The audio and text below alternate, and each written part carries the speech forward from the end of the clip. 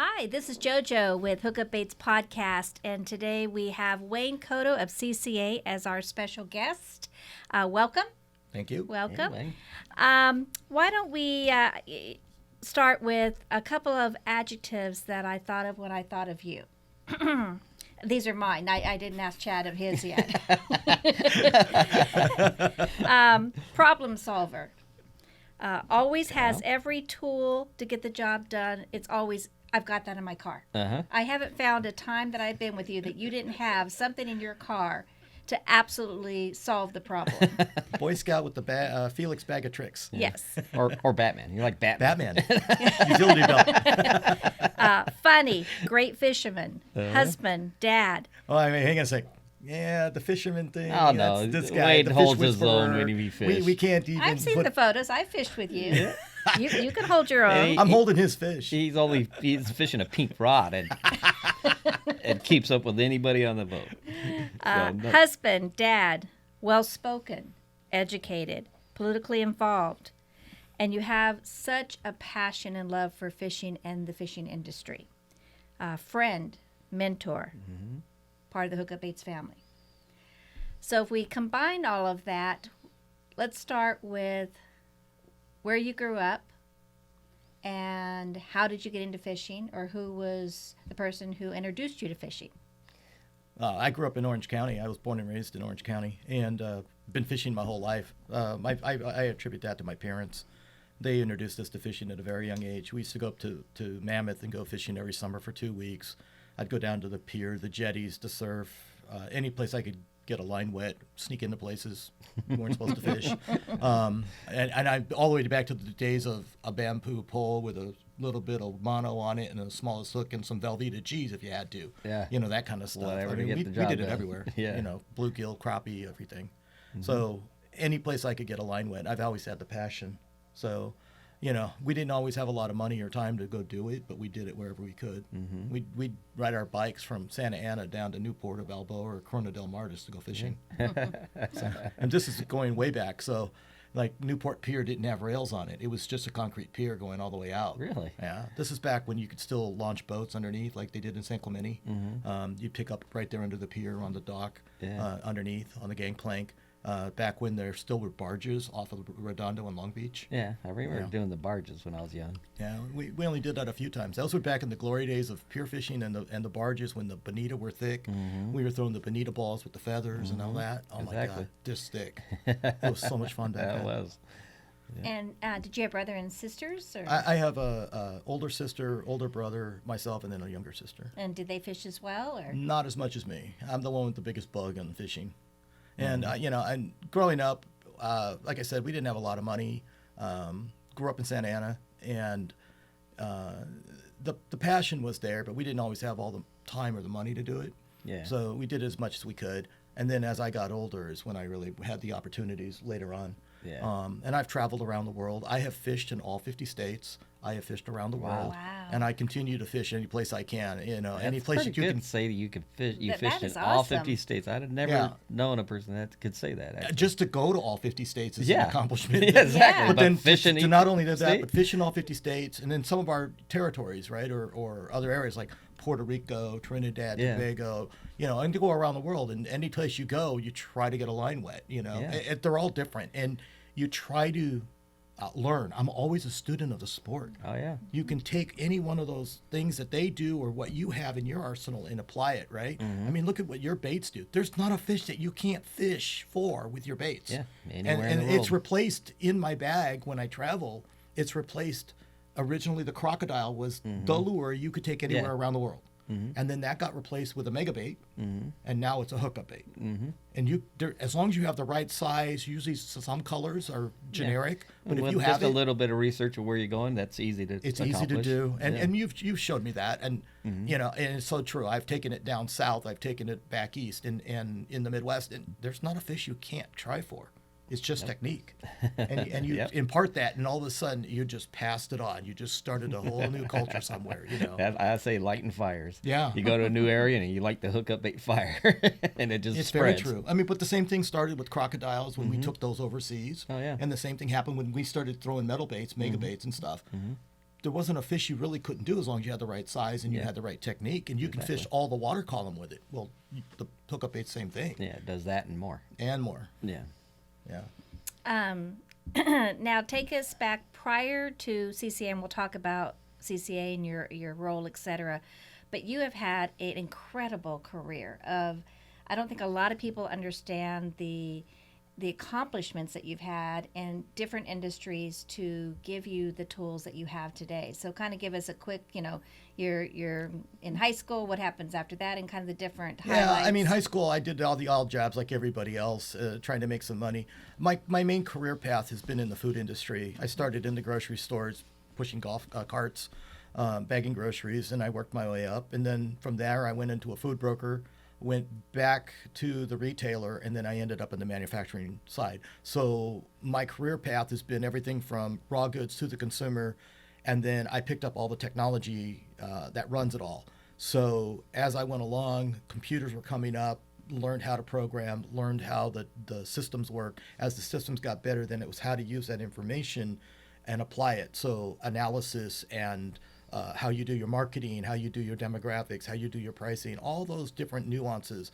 And then it got even bigger as I came into the manufacturing side, because it's the whole enterprise system, and then how you apply it. But if you have the background of your purchasing, your marketing, your logistics, your manufacture, all the different components, and then your financials are the end result.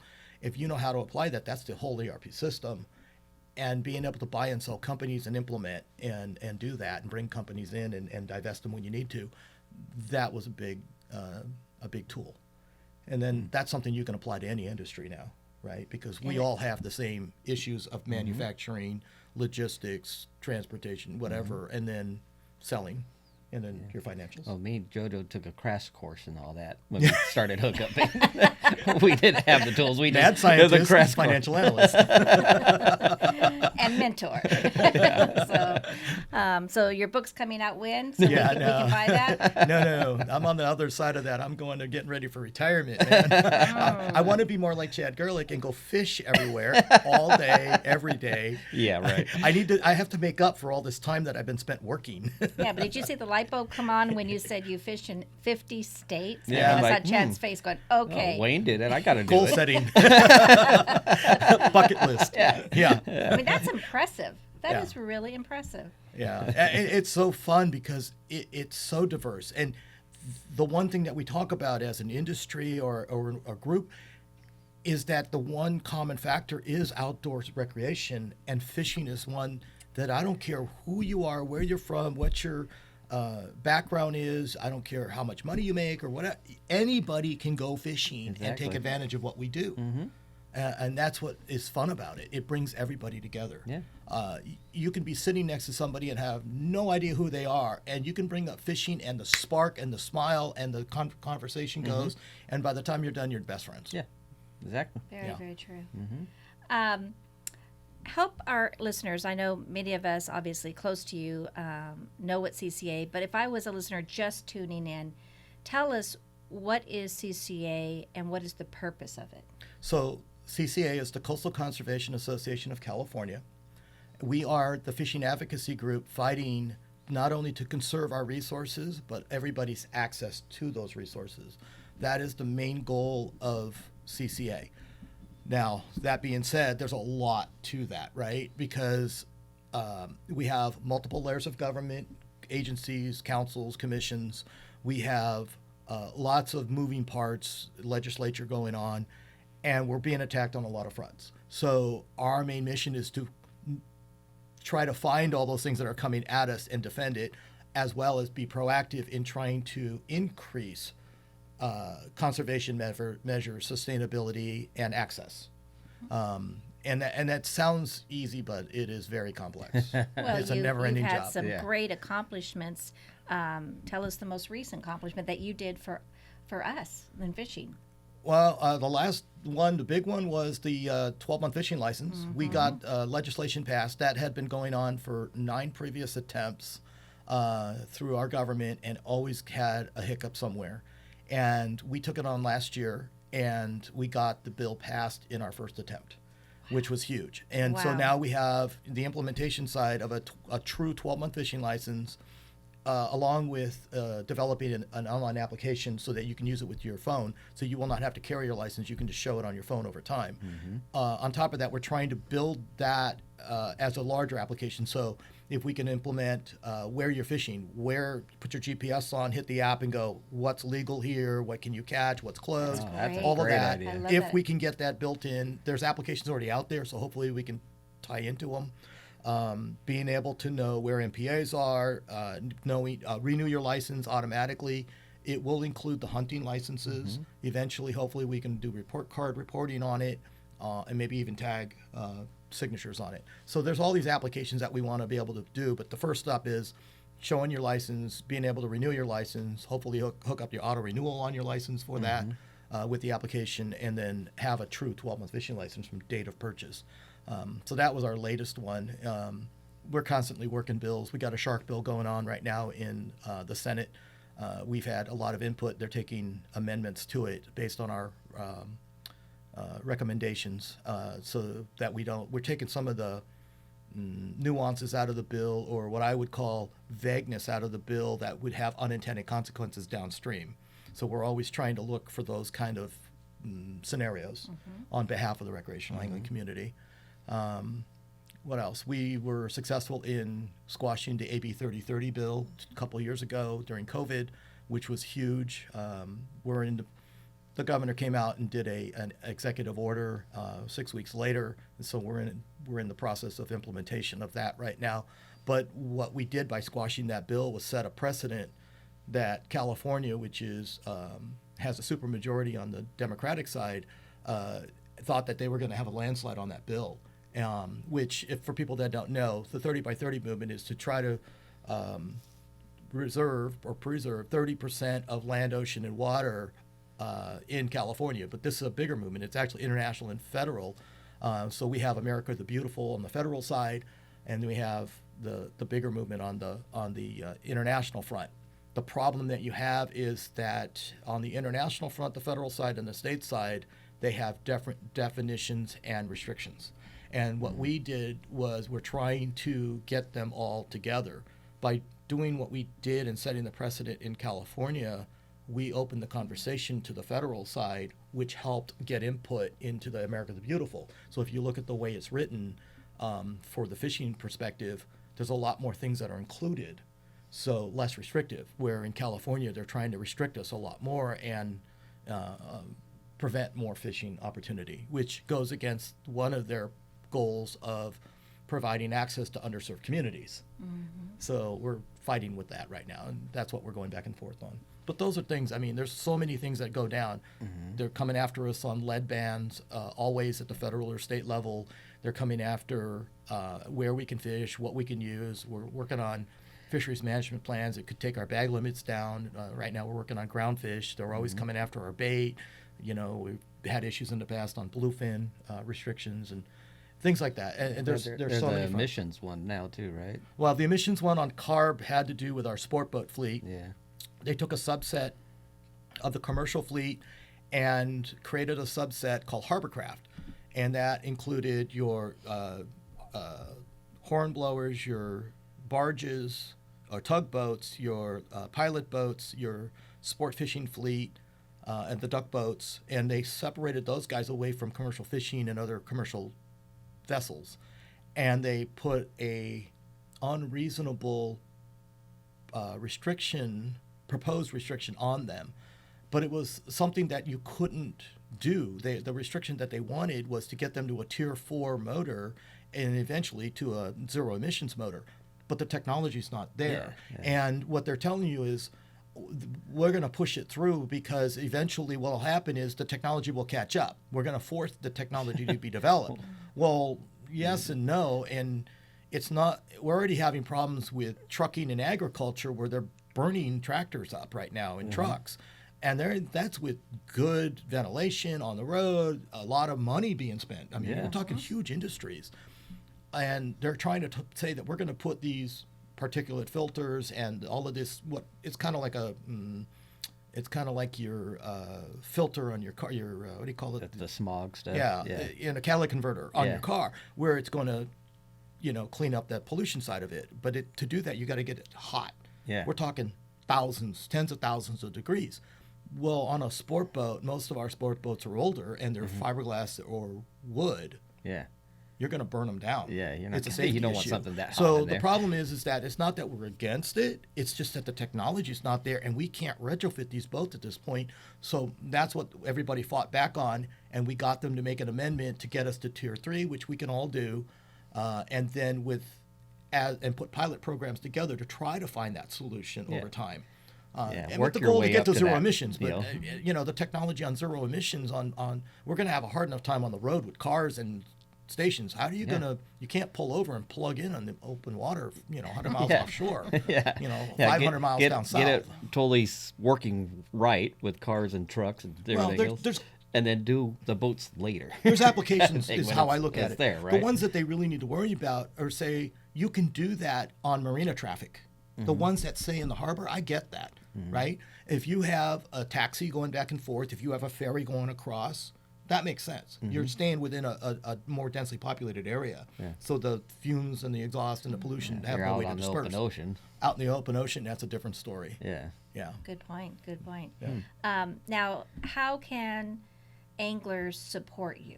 Because I know you make so much effort in your team and CCA, but how can we help these causes that affect us? So first and foremost, we're a grassroots organization, so we have memberships. The memberships right now start at $35 a year. We have lifetime memberships starting at $1,000. You can go to our website, ccacalifornia.org, and sign up. That's the starting point. That's the first step. Okay. That's to get you involved. It's to get you engaged. It puts you in our database, mailing list, contact list. The next one is that to do everything we do, it takes funds. It just takes funds, and everybody understands that. If you want to engage and help in some of these efforts, great. We can always use more volunteers. We have local chapters all the way from Santa Barbara, Ventura County, LA, Orange County, San Diego, Bakersfield, and the Inland Empire, San Bernardino, Riverside. We have 7 going right now. We're trying to expand into Central and Northern California. Where we have those chapters, love to get you involved. If we don't have a chapter, get some of your friends together, help me start a chapter. Those are important because that's our outreach. That gets you insight into what we're doing, the communication back and forth, because we need boots on the ground. We can't be everywhere. So a lot of things happen, and it's happened over the last 7 years since we've been around, where something happens locally and we would never have known about it unless our local contacts called us up, whether it was Oceanside trying to shut down a pier or a certain area trying to shut down surf fishing, or it doesn't matter, a harbor issue, a port issue, a marina issue. All those things are important. We got to figure out where they're at and how we can help, and we need to be in advance of it. If they're already past rulemaking, it's very hard to overturn. So we need people that are engaged at the local level. We keep you engaged at the higher levels, and we're still always looking for volunteers to join us on those levels, whether that's state or federal level. And then come to our events. Our events, we're trying to have fun. We're trying to impart knowledge. We're trying to raise some funds and get you engaged. So we have everything from fishing charters to tournaments to banquets. And social events. You have one coming up. Yeah, down here in San Diego, we have one coming up on the 18th, which is going to be Apps and Taps, which is beer and food. Who doesn't want to have fun there? And then we have bands. And then there's going to be some great raffle prizes and all that. And then we're going to be honoring Bob and Ann Fletcher, who are icons down here in San Diego and in our fishing industry. We'll be working with them or honoring them at our banquet. And then we just keep going from there. We'll have a beer festival in October out in Inland Empire. We just completed a barbecue in LA. We did a crawfish boil up in Channel Islands earlier this year. We're doing a cornhole and barbecue tournament up in Bakersfield. Wait, was Jimmy Salazar behind that? Which one? The crawfish boil? No, normally he would be. He was actually up in Mammoth or something at the time. So yeah. But he actually crawfish guy. It's funny because he actually helped us start the crawfish thing at the very first banquet in Orange County. Oh, okay. Really? That was Jimmy that helped us get that one going. I So figured he had something to do with that. yeah, he's had influence. Still does. And then like we have our coastal social bass tournaments. We had one in Long Beach. We're having one in San Diego later. We're going to do who a won clay. That last one? Let me see. I think it was a pretty good group in black. Yeah. Oh, sorry. Take it away. And who won the tournament there, Chad? No, it was just the team Hookup Baits. I mean, Al. oh, there's Al and me, and then we had our Make-A-Wish guy, the Ronnie, shop supervisor Ronnie. Or call him the Make-A-Wish kid, because he got to fish with me and Al for the day, fish a tournament with me and Al. It was great. He got to take pictures. I know my role when I'm on the boat. I'm just there to document. You know how the hub boat goes. It was a great So thing. for to make people fun who of don't him know, on. have never been able to be fortunate enough to fish with Chad. Chad is the fish whisperer, and I don't care when you go, and I don't care who you're with, you're going to have fun, and you're going to catch your personal record on number of fish, type of fish, selection of fish. It never fails. Yeah. But the one thing you will probably never do is catch a bigger fish than Chad. I don't care what trip we've been on. We could be going out and somebody on the boat will catch a big fish, a really nice personal record That would be level Frank. fish. It's It's usually Frank, it's or it could be me, it could Yeah. be Tim, Yeah. right? Yeah. And what happens? We'll be taking the pictures, hoo-ha and high-fiving it and everything, and all of a sudden, Chad will be, I got one. Uh-oh. And it never fails. It's like 2 minutes later. I'm almost expecting it nowadays. Anyone catches a good fish, I'm like, oh, dang, I'm going to catch a big fish in a second. I don't know. Fails. I don't understand how it never happens. The fish whisperer will always burst that bubble right on cue. And Tim, the previous guest on the show, friends of yours from the beginning, caught this huge sheep's head at the Coronado Islands. 2 minutes later, we aren't even done putting that thing in ice. Well, and I he remember you pulls both up, saying, that's the biggest sheephead I ever seen, and this and that. And all of a sudden I went, ugh. well, Yeah. this one's much bigger. Every time. And you've done that like on every trip with Frank. Yeah, It's just I know, poor Frank. Just It a couple is months just- ago, he got that nice yellowtail down the coast, and after he got that fish and just resetting that same drift, oh, I'm just gonna leave my baits out, and I Yeah. hooked it, and everyone went, "Uh-oh, Frank." So there's another thing that people don't realize in Hookup Baits. Mr. Holder, Mr. Rod Holder, Yep. is probably the best fisherman on any boat because you can just put the bait out there, drop it down, put it in gear, and leave it in Mr. Holder. Party of one will catch more fish than everybody. Rather, Because the whether bait you're just sitting sits there there and or- it just does its thing. or resetting, Or because it resetting. trolls. Yeah, you can do That's how I that. got that one. Just reset. Just leave it out there. We'll see what happens. Yeah. These baits are deadly. Yeah, it don't Just matter deadly. where it's at, doing what in the water. But it gets fishing with bit. this guy, come with your sense of humor. Come with a sense of humor. We have a good time on the boat. Yeah, we do. Well, what did you add to the boat because of the number of fish that are truly caught on the boat every day? What did you say? You know what? You got to add this on the boat, which I think we've gone through 3 or 4. The clicker. Clicker. that got added to the we boat kept about a talking year or about how so many ago. fish we caught. Yeah. We always And you talked always about said, it. nobody's going to ever believe you. Yeah. And so I started bringing a clicker on, and then we left it on the boat, and it was ridiculous, the number. Yeah, when we and actually then started. we took it down to and they're real Cedros. counts, We took it down to Cedros, and we set the record down there. Just crushed it. Nobody could believe that we caught that many fish, Yeah. caught and released. Yeah, that we many wrote it fish. on the wall there at Yeah. the resort, and everybody's like, bullshit. Well, But- we kept daily counts Yeah. by boat Yeah. and everything. It was documented. and the captains of the Pongas, they're like, no.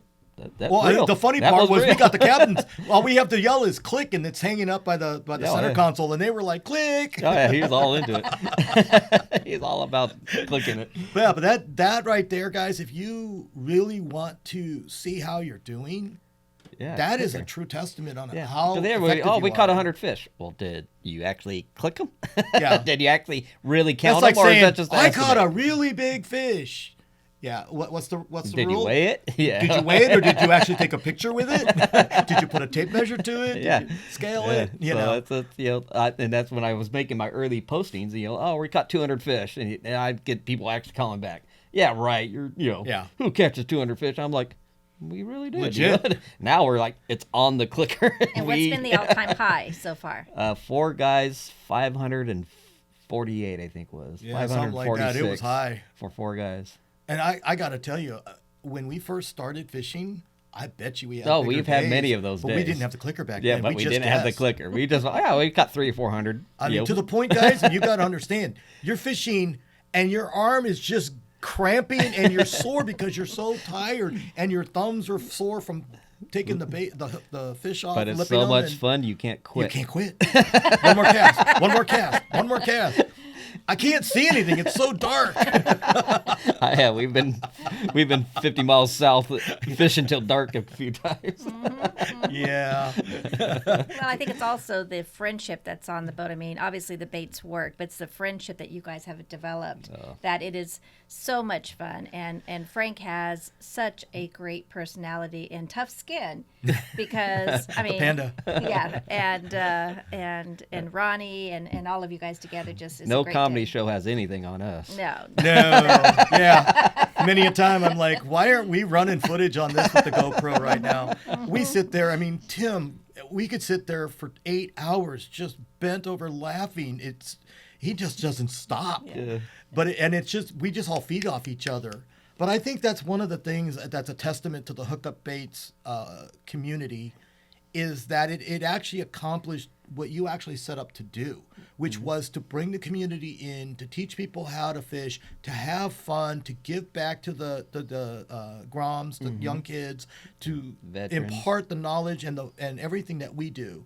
And I think you're seeing the results of a lot of that work. Yeah. The following, the loyalty, the successfulness of the baits themselves, taking people that would go out. I mean, you started it with Freedom Boat Club, where people were out there. We're not catching any fish. This isn't any fun. I don't want to do this anymore. And all of a sudden, you do a seminar. You take it out there, and as long as they're being productive, it just changes everything. Oh, yeah. And the bulb comes on, and now they can't wait to go out there on their next time. Exactly learn right. the new tricks they just and learned. that is what we all need to be working on within our community. And then what you've given back not only to the kids, but veterans and wounded warriors and all the give back that we all do within our fishing industry. We don't take a lot of credit for it. We do it because it's the right thing to do, and it's in our nature. But I believe, and that's what we're working on right now, is we really need to start letting people know what we're doing because we've been doing it for centuries, out of our pockets, out of our time. We volunteer all the time. We give up, all the not only goods but services and volunteer hours that we do to give back. Yeah. Because it's the right thing to do. With very the important. Grom program, when we were really into that heavy Grom thing for 2 years, and every month we're taking out a no set of Groms out on the Hookup Baits boat. Now, 4 or 5 years later, they're all 14, 15-year-olds, 13-year-olds. They went from here to now here. They're all taller. I just ran into one at a tackle shop the other day when I was making my rounds, and I walked in and he recognized me immediately. I didn't recognize him. Oh, hey, Jack! It's so nice seeing you again. And he's like, actually, his big voice and is everything dropped. else. He's got a little growl now. He's a man now. He's like, yeah. Oh my God, I still talk about my Grom on a month trip. And then he says that. Then I'm sitting there like, now you're scrolling through your mind. Okay, which one was he? Which one was he? And then then after talking to him for a second and seeing his mannerism, oh, okay, I remember him. And he works on a boat now. He was actually there getting all the reels for the boat, one of the charter boats, set up for the tunas and stuff. And I run into them.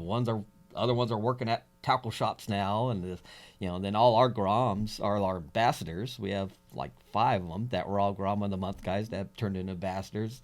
Now we have 2 that are working for us. And some are interns. Yes. So it's it all started with taking them out fishing when they were 12 to 15 years old. They're passing that on to their next generation, their friends, and Their friends, yep. and family or cousins, nephews, whatever. But that's my reward of that, just seeing them. Years later, and they're still fishing. Now they're actually in the industry working and fishing. Well, think and about the guys on the sport boats. I might add a little something to do with that. Think about the guys on the sport boats that are 3 generations down now from when they started doing that sim mentor type shit. Right? Yeah. And it's amazing how small the industry really is. I was in the tackle business for a while. I was at a wholesaler down here in San Diego. So we saw all sides of the business, right? We saw the retailers, we saw the manufacturers, we saw the sales rep, we saw all the stores and all that. And then working with the boats, the landings, and all of that. And at one point, I was working on one of the boats.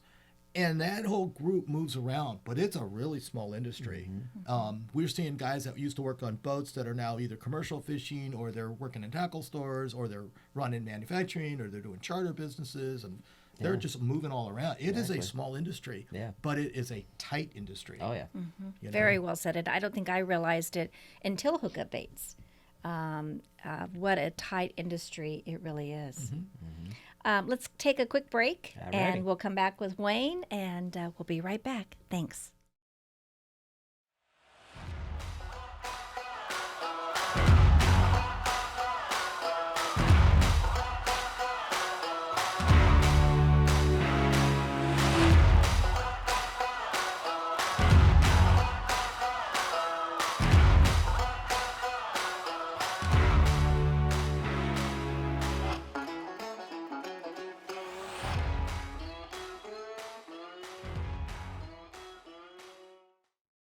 Hi, this is JoJo with the Hookup Baits podcast, and we are back with Wayne and Chad. Wanted to ask you, how did you hear about Hookup Baits, or who introduced you to Hookup Baits? Yeah, how did that happen? God, that was 2016? It's early on. 2016, and I think we first met at an event. Probably San Diego Anglers. Yeah, it might have been San Diego Anglers meeting. It might have been one of the tournaments. And then we just started talking, and we just started becoming friends. Yeah. And then we started fishing together. And that's when you had the kayak tournaments. So Battle of the Bays. Maybe that's right. Well, I think we met at San Diego Anglers, then we started in the kayak tournaments, and then hanging out there. That's kind of where we, got chummy with each other and everything else, and then. Then we helped you with your first tournament. Yeah. Yeah. Well, I think you were already fishing with me by then. I think once I met you at one of the kayak tournaments, like, hey, that guy's kind of cool. He can hang out. I can fish better than him. Why don't you come fishing with me? And then you started going out on my boat fishing, and then we started at Freedom Boat Clubs. I remember that. And Hookup Baits Christmas party. Yeah, Christmas parties. Yeah, those were fun. Yeah, and then when you come and MC the Hookup Baits tournaments for us. Oh my God, going back to that, I can still remember. Cash coming up to the mic, winning the thing, and his mom. I have to call my mom. That was just classic. And he was so small back then. And how tall is he now? I mean, he's just grown up. Over 6 foot. Yeah, he's taller than all of us. Wow. Yeah, and his hair's out to here. Little pudgy guy. Just how fast that was just the most classic moment. And then who was the other really little kid?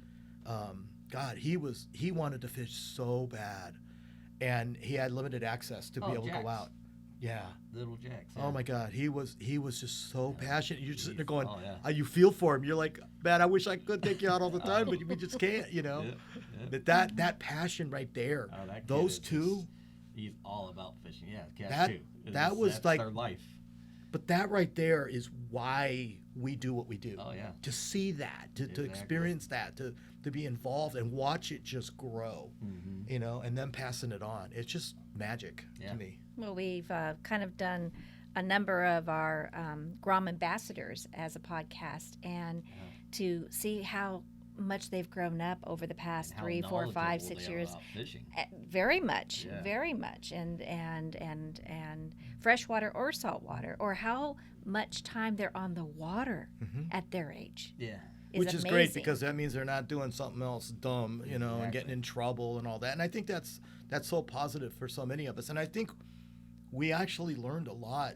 While COVID was bad and ugly, we learned that being on the water, being outside, responsible outdoor recreation was so important to everybody. And it brought so many people around to our sport. Oh yeah, that's great. And introduced them, and we're holding on to them. Yeah. Because they have had positive experiences. Because we have enough mentorship programs and clubs and events and stuff, and our industry is so tight that we invited them in and we accepted them in, right? We're a very open organization or industry to bring people in and keep them in and train them and give them opportunities and bring them in part of the family. Yeah. That's big. Yeah, for sure. I mean, it's like right after COVID, when all the stores opened back up and stuff, I started making my rounds and everything else. We were selling a ton of hookup baits. It was just like, industry, right? Fishing just took off. Fishing in general. And but hookup baits especially, because every store I was going to and talking to the store owners and stuff, they say so many new people come in. I fished before when I was a kid. And I want to get back into it, or I've never been fishing before, and they go in and they say it's the easiest thing in the world to sell them, and you feel good about selling it to them, is a spinning rod and a pack of hookup baits. Right. You feel good that you're setting them up where they're going to go catch fish, they're going to know how to use it and everything else, and that's why there were some hookup baits like crazy because how many of that. people going to go trout fishing, which is where you started, right? Mm-hmm. The trout thing. And okay, I'm going to buy a spinning combo. I'm going to buy a pack of hooks. I'm going to buy either worms, or I'm going to buy salmon eggs, or maybe some dough bait. And they sit out there and they put it out there and they just sit there. Yeah. And they're unproductive. Mm-hmm. You give them that same combo and a hookup bait, and they're actively fishing. They're casting. They're having more fun, Mm-hmm. and they're catching fish. It's a different It's a different whole mindset. thing. And you talk to a lot of people that don't fish, and you're like, oh, I fish. Well, don't you just throw out a rod and sit there? That's boring. rod You're like, holder? there's different levels of fishing, and that's not the level that we do. We, a very active. Actually, when I fish, it's active. It's not a relaxation type of sport, Or people say, oh, fishing's so relaxing. Well, not my fishing. You come back sore and beat up. Your Carpal fingers tunnel. tore up. Yeah, I actually got carpal tunnel in my elbow from fishing. that tennis elbow thing, man. Yeah. Hey, I'm a firm believer in being able to use both hands on fishing. I fish right and I fish left because of that. So, because there's days you come back and you're just so sore you had to switch hands. I've learned to use my body a lot more. Yeah, Tuck I've watched that. your rod into your body and use your Just body. gonna bungee cord it on there. It's going to be an extension of Chad's arm. Well, even when he's sleeping, the past 3 days, I said, "What are you catching?" Because you can feel him. Set the hook, Oh, set the yeah. hook, set the hook. And I said, "You're sleeping, and how are you doing this?" And then his foot does the same tempo of how he jigs his rod, and it's just amazing to me. And he's sleeping this whole time, and he wakes up and goes, I don't know. I said, well, it must be one big fish. Unfortunately, I don't remember my dreams. No. I'm probably catching some really cool fish. Osmosis. Yes. Now, when you've seen the fishing industry over the years change, where do you see it going in the future? Wow, that's a very broad question because I'm a tackler. Anybody who knows me, I love to try everything, and I am not afraid. And I probably have everybody's rods, reels, lines, tackle, baits. I try it all. The one thing that I've watched is the technology has grown, and that's why we're being more successful. We're better fishermen. We target specifically species, and we're successful at catching them because of the technology. It took the rods to become composites. It took the line to become braided, and our fluorocarbon is much better. Our hooks are stronger. Our knots are better. We're better fishermen today. Yeah. And the reason why we're catching bigger fish on lighter tackle is because we can. Mm-hmm. I mean, we're not catching everything on a Penn Senator with 50 or 80 pound mono that you can't throw and you can't get a bait away. And we're just smarter. And this active fishing versus passive fishing, I don't know anybody who can't catch fish with live bait. I mean, that's just, it's just there, right? What we do with all of our artificials, it's a game. It is us trying to find that perfect combination to entice that fish to hit. It's a reaction bite now. And that is the fun of the game. Oh, yeah. Right? Good point. And every day it changes. And this guy, the fish whisperer, is amazing at it. And because you just have that sixth sense of what you need to change up at a certain time. Mm-hmm. And I don't know how you do it, because we can all be on the same boat, fishing on the same side of the boat, and you're like, no, the fish are over there. And you go, wink, and he'll hook up. And we're all like, there he goes again.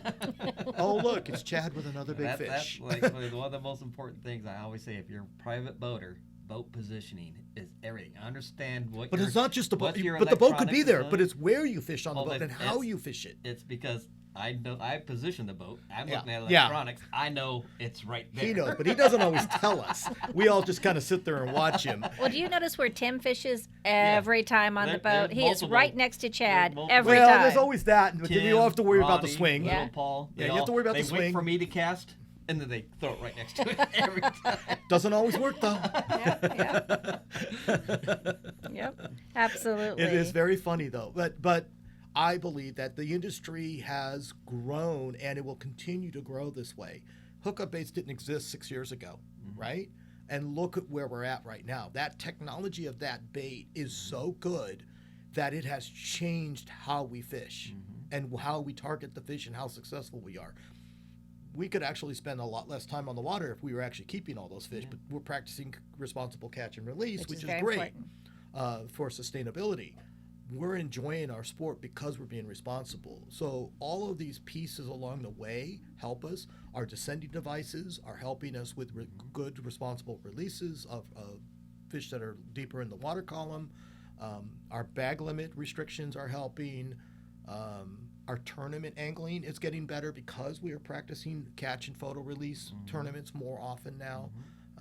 So all of that is just lending to a longer longevity of our sport. Yes. Very, I very well totally said. agree. Very well. And the technology, that's an excellent point of it's making us better fishermen. Well, It's more fun. Yeah. It's actually just more fun. We used to joke about the pink rod being on the boat, but in general, you look at the tackle we're using to go out on the ocean to catch 30 and 40 pounders, and in the old days, that was a trout rod. It really was. It was just a trout well, spinning rod. If you walked onto any boat with a spinning rod, you were laughed at. Now, I was that guy. yeah. Now you was go out and catch bluefin tuna on the spinner, and it's Or the anything. deckhands It don't doesn't say matter. anything now. You can catch anything on a spinner Oh, now. yeah. The spinners have that become totally there. changed, and I love that. And that was in back east. You get laughed at for using a casting rod. yeah, it was totally You know, it's on the back coast, exactly it's the Totally opposite. backwards. Yeah. You know, so I go back east and I'm flipping with a spinning rod. I'm right at home. I grew up with spinning. It's wild how that is. I mean, and right now that you learn a lot of techniques. The freshwater bass series, we're taking all of those techniques and theories that they're using on the saltwater freshwater and bass. apply them on the saltwater. Especially a bass is a bass. A bass is a bass. I've always said that. Bass is a And bass. what we're doing, whether I don't care, so you don't want to use hookup bait, that's fine. There's spinner baits and swim baits and stick baits and all that other stuff. All those techniques that we're using on the saltwater came from the freshwater side, Yeah. and they all apply. Well, the biggest tournament fishing in the world is freshwater bass fishing, and tournament fishing just makes you try that much more, try different things. Every little thing in tournament fishing makes a difference. Well, that's why it all was bred in freshwater bass fishing, because those guys are competing and coming up with all the new. Well, look at tricks and- what they have, and the things and Syncos, right? designs. The Yamamoto Synco Yeah. that came out, and then you had the Ned rig that the other bait company. I mean, they have all those things, and what are we doing? We're taking it, putting a different hook, and putting it in the salt water, and Yeah. guess what? Hey, They work. just fine. Yeah. So it's just all that stuff that's bred by tournament fishing that A-rig. drives everything. Look at the A-rig. A-rig's huge in the saltwater. Oh, God, thing's deadly. yeah. There's another one that'll hurt you if you throw it all day. yeah, that's the thing. It's a lot of work. It's Boy, heavy. Sometimes it's heavy. But This the one this man thing- has actually caught fish on every tine on his A-rig. Oh, yeah. I've watched him do 5 it, out of and 5. I just and did it last week again. and multiple species. Well, and at the last SBS tournament we won, Jerry's like, "Did you guys throw A-rigs?" And I'm like, "Yeah." The only thing better than throwing 2 hookup baits at a time is throwing 5. Scarily true. Now, where do you see hookup baits in the next 5 years, Wayne? I mean, you've seen us from the beginning. You've seen us grow. You've seen us expand. It's still in its infancy as a brand. It can be used anywhere around the world for any species. So the growth is hookup baits. How do you get the expansion in the sales side? How do you get the expansion on the distribution side? Production is always going to be limitations. Manufacturing. So it's the company itself that is own limitation because it's not the bait. Yeah. Right. Chad, the mad scientist, innovation of new baits will be key to that. Marketing, communications, obviously, and then Salesforce. So, I mean, that's keys to business. Yeah. Standard. Again, I'm still waiting for the book so I can have you autograph it. Young anglers today, if you could give them some advice, what would it be? Learn. Yeah. Stay with it. Have fun. Yep. Don't go in the water without learning. There's at this age and as much fishing as I've done, I'm always learning. I'm always trying something new. I don't care if there's new knots. People are tying new knots. I saw a video the other night on one. The thing that the kids have today that we didn't have is the online presence. There's nothing you can't learn online and watch. There's always something new to watch. A technique. Look at the ikejime thing that they do out of Japan that we're bringing to California or to the West Coast now. How to take care of your fish once you catch it. How to take it to that next level from RSW or icing it down and bleeding it to that next level, bringing it to even a better quality of fish when you take it to your table. There's always something, how to fillet better, how to catch better, how to unhook better, how to be, I mean, I sit there with Chad and I still do the dumbest thing. I lip fish. Well, at the end of the day, you know, that's a really tough thing. Get a callus. See? Mine's just a thumb callus. Yeah. So I can do it. But there's all day ways long. that there's other But, techniques yeah, to do it. Holding it by the belly is one of the best. You just kind of hold it like a football. But that's something that we don't really teach, which we should, right? It's actually better for the fish, Yeah. as long as they're not gut hooked or something. But there's all these little nuances of how to be a better fisherman, and I tell everybody, never stop learning. Always, don't be afraid to try new things, because some of the things that we do today were just a fluke that somebody did stupidly, and all of a sudden it worked, right? That's not a hookup bait. Yeah. There's a lot of work. I've got that before. Oh, you just made that, it works. So, Yeah. That was It was only a year in a pool and backyard in the basement. Yeah, no big deal. No. I have an idea. It would have been a whole lot easier if it was just a fluke. What has been your biggest lesson that you've had to learn in fishing or in life? Wow. Well, personally, I have an A-type personality, so I've had to calm down. No. Patience. And that's why we get along so well. Yeah. that in general is tough in business, right? Because you want to just go over the table at somebody at times, and you can't. Especially working in the government. It's slow like molasses. But that one's big. I still go back to learning. I never stop learning. I'm curious, and don't be afraid to try things. And I don't know. That's really, you gotta set certain goals for yourself, right? If you're always goal oriented and you're checking things off, you're like, oh, I'm not good at certain things. I'm not good at flipping a bait. I'm not good at casting, or I'm not good at tying knot. Whatever it is, then work on it. Yeah. You can do. I don't know how many. Back in the day, we had Japanese hooks. They don't have an eye. You had to snell them. Really? I snelled thousands of hooks sitting in front of the TV. Wow. Right? Because we tied leader packs to go trout fishing, and we're talking really small hooks. So doing that repetitiously and training and being a better person, so that after a while you just do it. You don't even have to look at it. Yeah. And then when you get on the boat, then it's no big deal. Yeah. Right? So if you train yourself to do certain things, you're afraid to tie the connection between mono and braid. There's 100 different knots. They all principally work. It's just there's a level to those knots, right? So certain knots are better for freshwater or smaller line tests, and some are better on bigger thing. And then once you get to a certain level, then you want to crimp, let's say. Learning those nuances and techniques are important, and anybody can learn them. Nowadays, it's your braid to fluoro connection, and that's the most important part of your connection to your fish, because that's usually the weakest if you don't tie that connection right correctly. Or how many curlicues have you seen? You know, or how many heartbreaks, right? Or and you come back with your leader gone, and that's the worst. You know. Yeah, doing it correctly and timely is important, because when you're on the bite, you get excited and you don't tie that knot correctly to your bait, and you come back with a pigtail. You learn. No one to blame but yourself. Yep. You will learn. When you get lazy and you've been catching a lot of fish and that leader's starting to get chewed up and afraid, and you don't change it out because you don't want to take 5 minutes. And you get a zip out. there was your record. It only takes one. And it will happen. Oh, yeah. The fish will always find the weakest point. Well, now what I'm finding now that I'm getting old and my eyes aren't working, you miss the loop on your knot and you think you got it. Yes, as you're coming back through. Yeah. You're having to feel it, but then you got the calluses on your fingers, so you're not even feeling it. Yeah, You're exactly. guessing on it. Yeah. Yeah, that's happening. Gonna switch gears here a little bit.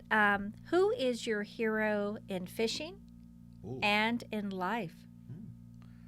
I'm a little funny that way because I really don't put people up on those pedestals. Yeah, I try not to. way. I look up to people. There are people that are mentors along the way, but it's situational, right? So it depends. Like Chad's my hero when it comes to fishing right now. Oh my because God! he's If I always hear out that fishing. another podcast, is he paying you? Oh my God! Oh yeah, trust me. That's why I don't this wear will keep hats coming. during these podcasts. I Yeah. can't take them off after. No. Panda's my hero. Hear that, Frank? Panda. Frank, you hear this, right? I'm just like, Frank.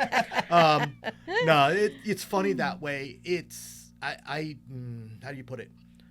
I don't want to put people up on pedestals because everybody's got things that they're really good at and things they're not, right? Yeah. And we all have, I consider a pie, and they have wedges stuck out. So if the guy that's really intelligent, a lot of times he doesn't have a social skill set or this and that. Yeah. So if we put him up on a pedestal and you praise him for the bigger slice of his pie, what about the rest of his life, right? So Wow. round yourself out and look for the positive in people and what you can learn from them, because we all have small slices that are bad, right? Or slices that are bad in our lives. So look at it differently and don't put people necessarily up on pedestals and go that way. Yeah. Learn things from everybody and look at everybody as to what you can gain from them over time. It doesn't matter who they are. I don't care if they're, doing a manual labor or whatever. They have a skill set, Yeah. right? So think about it differently. Think about you owning a home. Okay, do you know how to do the electrical, the plumbing, the flooring, the tile, the roofing, the this, the that? So if you're contracting, that person has a skill set. They may not be a hero or whatever, but they have a skill set you might want to learn. He's the hero of that. Exactly. That's something Excellent I'm point. glad I don't have to do, that I can afford to have something. Yeah. But those are all things I'm always learning and always looking that way. So it doesn't matter if it is professionally, personally, fun, whatever. When I want to learn to ride a motorcycle, when I want to learn to fish, when I want to learn to go skiing, doesn't matter. When I want to learn to drive a stick shift, right? At that time, that person has a skill set that I want to learn. Wow. And that's different than putting them up on a pedestal as that. Exactly. There's always guys that you go, oh, I wish I had all that money and all that fame and this and that. But there's a lot of downside to Yeah, everything you that don't- they have. You don't know all the other stuff. You see it all the time. And those people around the news or the paparazzi. And I don't want that. Honestly, I don't want that. Yeah, no. So Exactly. that's why I don't do that. That's Very an excellent good. point. It's kind of the same way I think. I don't have a hero of anyone, but I have great respect for guys. A lot of people. Yeah, a lot of people, and it's Right. everybody for what they do, What the they person contribute. they are. But they're not a hero. But I have great respect for it because they do something and they do it with passion and they do it well. Look at how many people in our industry or in our fishing world do good or they're good at, Yeah. right? Are they somebody that you look up to? Yes. But do you put them up on a pedestal? No, not really. Yeah. Right? Exactly. That's why. Yeah. Excellent I think point. mutual respect is more important. Yeah. Respect is everything. Wow, that was fantastic. That got deep. Yeah. Sorry. I love it. When you are on the go all the time, and when I call you, I Wayne say, is one of the most what hardest state? working guys I know. Where are you? Because you're never in the same place for very long. I'm not So, here. Yeah. I know. I call Wayne all the time. Hey, let's go fishing. Nope, in Washington. Hey, let's go fishing. Nope, in Texas. I'm in It's just Sacramento, like- Sacramento. up and down the coast. So you are on the go all the time. You're active. You're going. You have a great attitude. I don't think I've ever heard any negativity. I mean, you're always upbeat and positive. We always could do it. It's always going to happen. Yeah, it's never we can't. It's always I got it in the car. We can fix it and go forward. What keeps you going? What keeps this positive and passion that you have You hit going? it right there. It's that. I'm a very passionate person. I'm very driven. The reason I'm doing what I'm doing right now isn't because I have to. I don't have to do anything. I don't have to work. I don't need to be doing this much stress in my life at this point in my life, but I'm doing it because I'm passionate. I'm actually pissed, and I'm trying to solve problems. I'm trying to put this to right the ship that's got off course up until now. The industry itself has been beating their head against the wall and been very unsuccessful for a very long time because I believe that there's a strategy to everything that we do. There's a method to what you do, and we have to evolve. We have to learn. Again, why do you look at certain people and you watch them and you try to grow from what they do? Well, I'm always trying to learn that, how to be successful, set the strategy, set the goals, and use newer techniques or ways of being successful. And you're always going to learn that, and it's always going to change. Politics have changed. Fundraising has changed. How do you go to market? How do you do social media? How do you do website? How do you do outreach, write stories? How do you engage people? How do we get the broader demographic within the fishing industry? We know how to reach our little group. We're very good at that, but that doesn't get the word out. That's not the population. This is a big state. There's a lot of people here, and they're very diverse. How do you reach to your inner city? How do you reach to the different cultures? That's very important, and that problem solving is what keeps me up at night, because I am always running algorithms in my head trying to problem solve. I'm always trying to find a solution to some problem, whether it's in my personal life or professional life, doesn't matter. It's still a problem that needs a solution that you're always putting a process through. And so the brain never turns off. Hence why you don't sleep very much. I don't sleep very much. I get an average of 3 or 4 hours a night, and I have for a very long time. Can you imagine? He's a machine. I know. So, but that's just how it works. You can hear, I think, part of that wheel processing going on all the time with me. And it doesn't matter. I'm out there enjoying you and fishing and all that other stuff, and we're out there fishing, but I'm still thinking about what's going on in the government or legislation or whatever that we're working on, right? It's always in the back of my head running. So it never turns off, and it never has turned off. But that's... Well, that's why you're the best man for that job. For right now. Everybody I've known that knows you said, Wayne, there's not a better person for that. Absolutely. I appreciate that. CCA than you. And CCA is nationwide, right? CCA is it's nationwide. It's 19 states, 240 local chapters, 130 to 140,000 members. Gotcha. Yeah, so it's a big organization. Yeah, and then what I run is the California State Chapter, along with Chris Arechidera and our state board. Okay, last big question for you. Ready? Yes, I want to go fishing. Let's go now. What is Wayne's next adventure, and what's still on his bucket list? Oh God, that bucket. That's a roll of toilet paper down the hall. That list never turns off, and there's never a shortage of things I want to go do. But right now, I'm trying to get certain things accomplished for this CCA organization, for our industry. I want to get some more successes down. I want expansion. I want people to engage with us. So that's always a goal set. Personally, I want to travel. I love fishing. I love going around the world. So there's a ton of places. Go around the world again. Well, you never see it it once, all. But You you never didn't have see hookup it all. baits that time. You never so see you it need all. to do it again with hookup baits. Well, I think we ought to go do this. No, Chad, the you're not US leaving for the US New tour. Zealand. Setting that up. The I U.S. got tour. that. I'm going to gas up the motorhome. I'll be right back. We're going to go on the road, and we're going to go hit 40 states. You know There what I you mean? Yeah, I could do that. And Chad has just left to get a suitcase. Join along, yes. Yes. But is there a fish that's on your bucket list that you haven't caught somewhere Wow. in the world? Peacock bass is always a good one. Yeah. It's very limited. I haven't caught one yet. Not really. I'm not. It's hard. I don't really goal set that way. I usually set and say I want to get to a certain area and then go experience whatever. Whether that's in the Asia type areas, the European area. There's certain areas down in South America or Africa. There's certain areas that I want to go to. I want to get back down to Australia and Fiji and New Zealand again. Wow. And they're so different, right? Yeah. I mean, you could just stay in Fiji and enjoy just that, right? And I hate to say it, but those baits will be deadly down there if I go back there. I'm already picturing what I can do with those, you know, and the species we'll be targeting. And it'll be. I just going to Florida.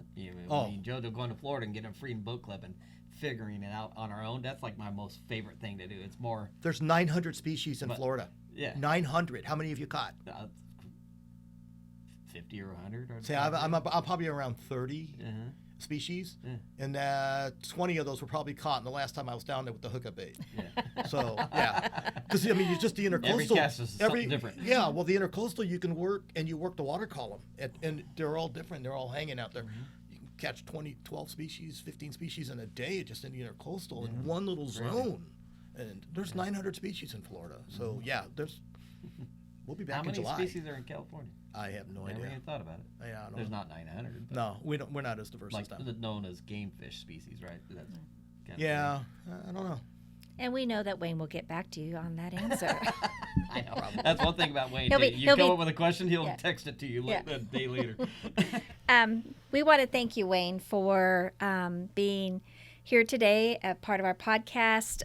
Everything that you've done for us and CCA. There is not a better person that is out there fighting for our rights, a better person who is educating us, or a better person that brings a whole lot of laughs to our Hookup Baits boat of fishing. So thank you. And the dear friendship. Yeah. Thank you guys. Yeah. Really appreciate it. Well, and the mentorship as well. You have such a vast amount of experience and knowledge that we don't have in this industry. And we tap into it often. And yes, we do. I think it's, let's call Wayne. Yeah. We don't know what to do. Let's what call would Wayne do? Yeah. Hey, Wayne, where are you? Can you help us? But know that we really treasure that and we appreciate it very much so. So we look forward to having you again. This is not going to be the last podcast with you. I'm sure we will have many more. Yeah. And we appreciate everybody I think I could bribe them here with fishing. You think so? Yeah. Thank you for tuning in, and we'll see you soon. Thanks. Bye-bye. Thanks, buddy.